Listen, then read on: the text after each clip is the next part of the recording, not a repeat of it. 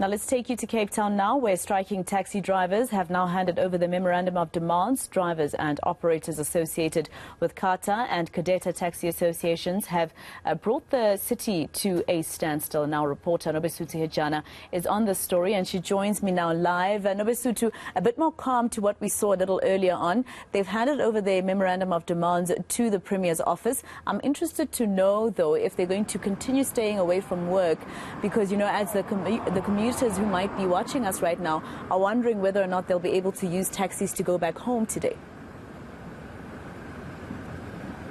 So that memorandum has been handed over to the office of the Premier, but the taxi drivers and the operators were not happy because the Premier was not there to accept the memorandum. But what we know from Codeta, or Mr. Enge, he did mention that operations are expected to resume tomorrow. But I'm quickly joined by one of the operators just to tell us about the handing over of that memorandum. So we saw taxi drivers not being happy when an HOD or a senior member from the Premier's office coming out. Yes, ma'am, we are not happy as taxi operators at all between CATA and Codeta in such a way, because the Premier, we said with the officials, the government officials, to set the date, and then they give us the time of 10 o'clock, and then we gave them, by the way, the time that we need to have a meeting with them to bring the memorandum at 10 o'clock. But they suggested that the only time the Premier will be available is going to be at 11 o'clock, 11:30, which we did happen. So it's so disappointing in such a way. We stop everything just to meet with him, and then all of a sudden we don't get hold of him. So it's totally distracting and disappointing as the whole industry.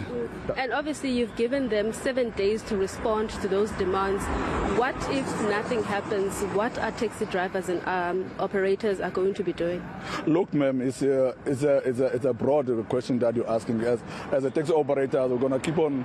The struggle continues. As you know, we are aware that we gave them that the seven days period.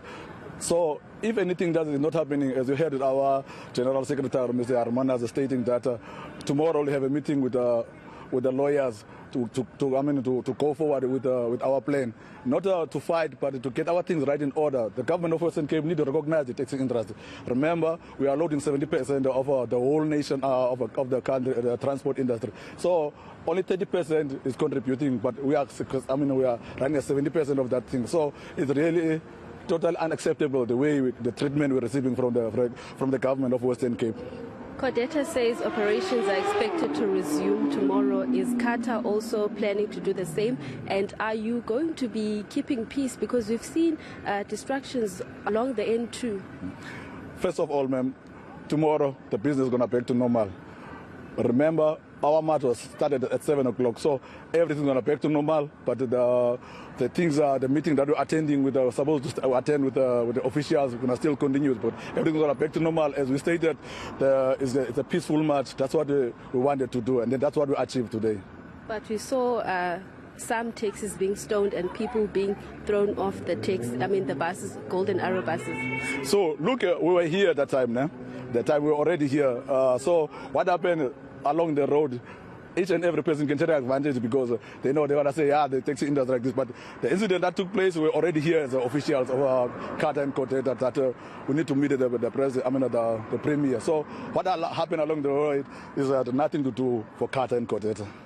Thank you very much. Well, Masejo, that was one of the taxi operators talking about some of the plans that they have forward. They'll be meeting with their lawyers, like he said, and they are also saying that they're quite disappointed the fact that the Premier was not there to accept their memorandum, because we do know that last week they had planned this march, but they were not given the permit to proceed with the strike. All right, Nobesuthu Hejana, let's leave it there for now.